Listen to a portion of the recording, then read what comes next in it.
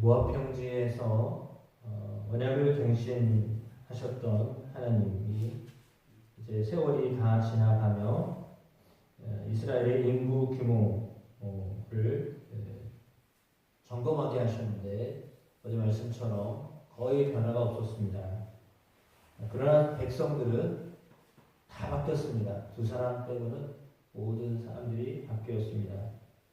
이것은 이스라엘에 속했던 사람이라고 하여서 복을 받은 것이 아니라 오직 믿음의 사람만이 복과 구원을 얻는다라고 하는 사실을 보여주고 있습니다. 하나님은 모압 평지에서 계수된 이스라엘 백성들에게 가나안 땅을 나누어 주라고 말씀을 하고 있습니다. 불순종한 사람들 모두 광야에서 죽었습니다. 하나님께 순종했던 세대 그 땅을 기업으로 얻게 되었습니다. 하나님 이스라엘 사람들이 오직 요단강을 건너서 그 땅을 차지하기 전임에도 불구하고 인원수가 많으면 많은 땅을 주고 인원수가 적으면 적은 땅을 주라고 말씀하셨습니다. 그래서 모든 사람들이 다 땅을 분배받도록 하셨습니다. 이것은 이후 벌어질 가나안 정복 전쟁에서 하나님이 이스라엘을 지키시고 또 그들에게 승리를 주시겠다라고 하는 그런 약속과 같습니다. 땅의 위치는 제비를 뽑게 하였습니다.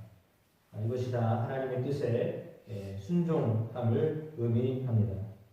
두 가지는 어떻게 보면 좀 상충된 것처럼 보입니다. 그러니까 사람이 많으면 많은 땅을 주고 적으면 적은 땅을 주고 그러나 제비를 뽑아서 주어야 된다라고 하였습니다. 그러니까 하나님께 복을 받으려면 하나님을 의뢰하는 방법을 배워야 됩니다. 그 방법은 본인들이 선택하는 것이 아니라 제비를 뽑는 것이었다라고 했습니다. 그러니까 눈에 보기에 좋은 곳을 선택하는 것이 아니라 하나님 제비를 뽑는다라고 하는 것은 하나님의 뜻대로 되어야 된다라고 하는 것입니다. 그러니까 하나님이 원하시는 하나님이 계획하시는 대로 땅을 분배받도록 하였습니다. 이것은 공평함을 이야기합니다. 그러나 모든 사람들이 다 땅을 받아야 된다라고 하였습니다. 우리가 어제 말씀에 보았던 것처럼 종족마다 인원수가 다 다릅니다. 가장 많은 유다 자손들을 이제 빼고는 이제 종족마다 모든 다 종족이 다 다르죠. 지파마다 숫자가 다 다릅니다. 숫자가 다르다는 것은 땅이 다 다르다는 것을 말합니다. 분배받은 땅이 구획을 정확하게 12개 쪼개가지고 구획 정리하듯이 그렇게 준 것이 아닙니다. 그러나 사실은 어떤 땅은 좋고 어떤 땅은 나쁠 수 있잖아요. 기름진 땅일 수 있고 어떤 땅은 척박한 땅일 수 있습니다. 그러나 이제 그것에 대하여서 사람 지파대로 분배를 하였는데 그 분배를 할 때 공평하게 제비를 뽑았다라고 하는 거죠. 그래서 누구를 생각하고 어느 땅을 준 것이 아니라 다 하나님의 뜻에 맡겨서 그렇게 살아가도록 하였습니다. 그러나 이제 많은 사람이 있는 데는 많은 땅을 주었겠죠. 대신에 어쩌면 척박한 땅일 수도 있고 또 기름진 땅일 수도 있을 것이며 어느 곳은 산지가 많은 곳일 수 있고 어느 곳은 광야가 포함되어 있는 땅일 수도 있습니다. 그러나 다 그렇게 그 모든 것들을 하나님께 맡겼다라고 하는 것입니다. 그러니까 땅은 사실은 주인이 따로 있는 것이 아니라 하나님이 주셨다라고 하는 것을 의미하는 겁니다. 그러니까 가나안 땅도 하나님이 허락하셔서 들어가게 하셨고 그리고 그 땅 자체도 하나님이 이렇게 분배를 하게 하셔서 분배받은 것이다라고 하는 것이죠. 어찌 보면 이 땅에 있는 것은 사실 다 놓고 가는 것인데 그러나 이제 경계를 주었다라고 하는 것은 더 이상 어떤 욕심을 가지지 말아라라고 하는 의미이지 더 확장되고 이런 것을 원하셨던 것은 아닌 것처럼 보여집니다. 그 당시에는 그랬습니다. 그래서 이렇게 정리가 되어서 분배되어져 있는 그 땅, 그게 경계였습니다. 그러니까 그 경계를 벗어나지 않냐고 그 안에서 살아가도록 그렇게 하셨다라고 하는 것이죠. 오늘 본문에 통하여 우리가 살펴볼 수 있는 것은 그 가운데 레위 종족에 대한 이야기가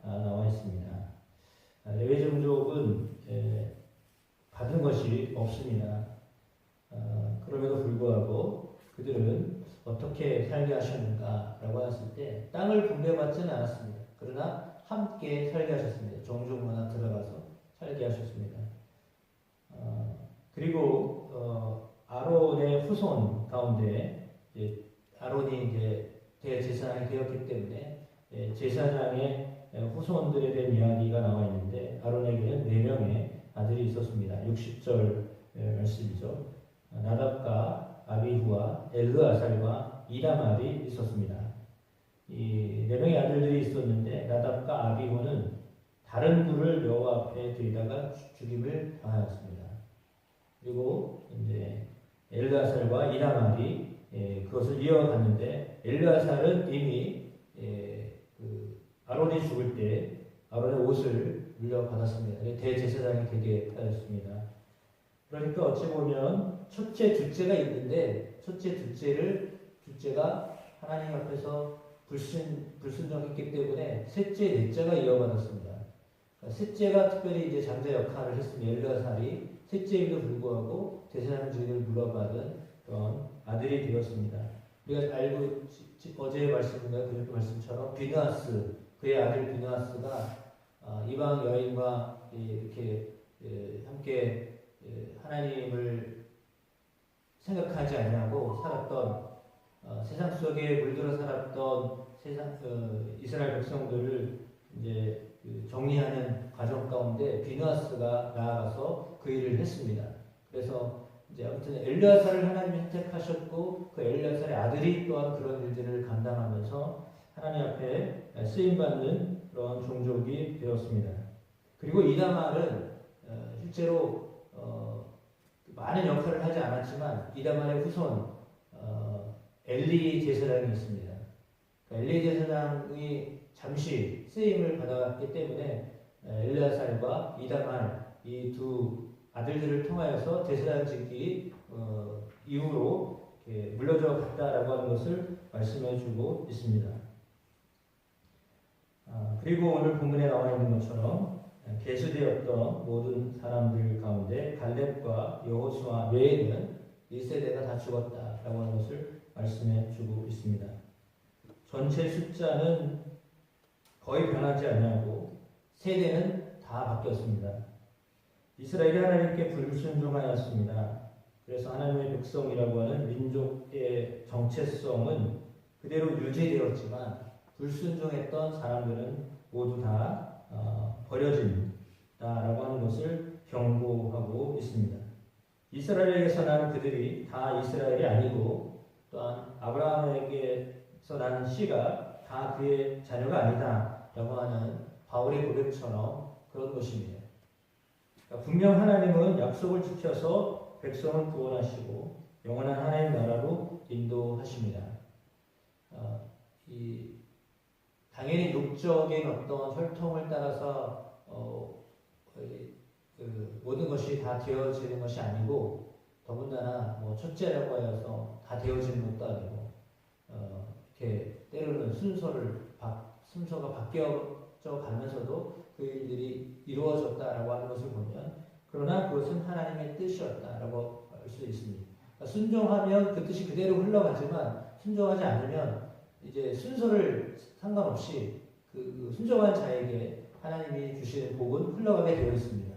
그러니까 하나님의 복은 말씀에 순종하느냐 순종하지 않느냐에 따라서 흘러가게 되어 있습니다. 그러니까 우리가 하나님 앞에서 순종하느냐 순종하지 않느냐는 그러므로 상당히 중요한 것입니다. 그러니까 순종하면 하나님의 복이 흘러가게 되어 있고요. 순종하지 않으면 이제 넘어가게 되어 있습니다. 다른 사람들에게 그 순종함으로 받아지는 복이 흘러가게 되어 있습니다. 그건 똑같은 원리입니다.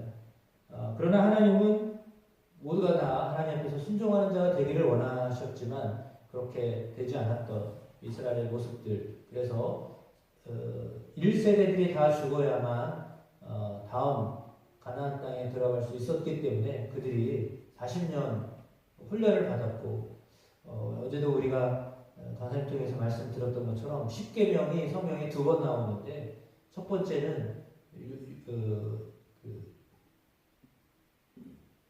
출애굽해서 호렙산에서 받은 출애굽 10계명이 있고요. 그게 첫 번째 10계명이고요.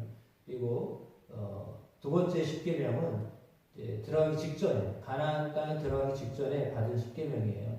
그래서 두 가지가 다른 이유가 아니라 두 번을 기억한 이유는 첫 번째 세대에서는 두 번째 세대, 다음 세대가 아직 태어나지 않은 경우가 있을 수 있거든요. 그러니까 말씀을 안 들어본 세대들이 있을 수 있단 말이죠. 그러니까 가나안 땅에 들어가기 직전에 하나님의 말씀을 다시 들려준 겁니다. 그래서 십계명이 초반에 십계명이 나와 있고 거의 후반에 나와 있는 이유는 말씀을 들었던 세대와 듣지 않았던 세대들이 있기 때문에 그들에게 또다시 말씀을 전해주신 거죠. 그러니까 다음 세대에게도 하나님 말씀이 들려주고 그 말씀대로 살아가기를 하나님 기대하셨던 것이죠. 그래서 그 말씀에 순종하며 살아가면 축복이요. 그러나 그렇지 않으면 불순종하면 똑같이 그 전 세대와 같이 그렇게 불순종에 따른 저주된 어쩌면 심판이 이룰 수 있다라고 하는 것을 분명히 말씀해주고 있습니다. 그러니까 육적으로 이스라엘이냐 그것이 중요하지 않냐고 하나님의 말씀에 순종하느냐가 중요합니다. 하나님의 말씀에 순종함으로 복 있는 백성으로 삼기를 원하셨던 하나님의 그 소원이 우리 안에서 이루어지게 되시기를 축복합니다. 하나님이 우리에게 복을 주시기를 원하시는 분이신데 그 복은 순종할 때 오는 거지 그냥 오지 않습니다. 순종이 복입니다. 하나님이 제사보다도 순종을 원하신다라고 했기 때문입니다. 그러니까 어떤 순종이든지 어떤 말씀이든지 그 말씀에 순종하게 되기를 주 안에서 축복합니다. 그럴 때 하나님은 우리를 통하여서 하나님의 뜻이 이루어지는 것이죠. 하나님의 뜻이 이루어지는 것을 하나님은 가장 기뻐하십니다. 그러니까 하나님 뜻이 이루어지는 것을 위해서 살아야 하는 것이 우리가 살아야 할 목적입니다. 그러니까 오늘 우리가 살아가야 될 목적은 하나님의 뜻이 나를 통하여 흘러가게 되어지는 것, 그것이 하나님의 기뻐하시는 일이기 때문에 그 일을 하게 되기를 축복합니다. 물론 그 일은 사랑하는 것입니다. 하나님의 뜻은 사랑입니다. 그 사랑하지 않는 것은 불순종입니다. 그러니까 하나님 앞에서 우리가 우리 하나님을 사랑하는 것, 정말 마음을 다해 하나님을 사랑하고 이웃을 나의 몸처럼 사랑하는 것, 나를 귀하게 여기듯이 또한 이웃을 똑같이 내 몸처럼 사랑하는 것, 똑같이 사랑하는 것, 나를 아끼듯이, 나를 아껴주셨듯이 또한 사람들을 그렇게 아끼며 사랑하는 것, 그것이 하나님이 원하시는 것입니다. 그 하나님의 원하시는 사랑을 실천해 드릴 수 있는 순종함으로 우리에게 복이 넘치는 은혜가 있게 되실 줄로 믿습니다.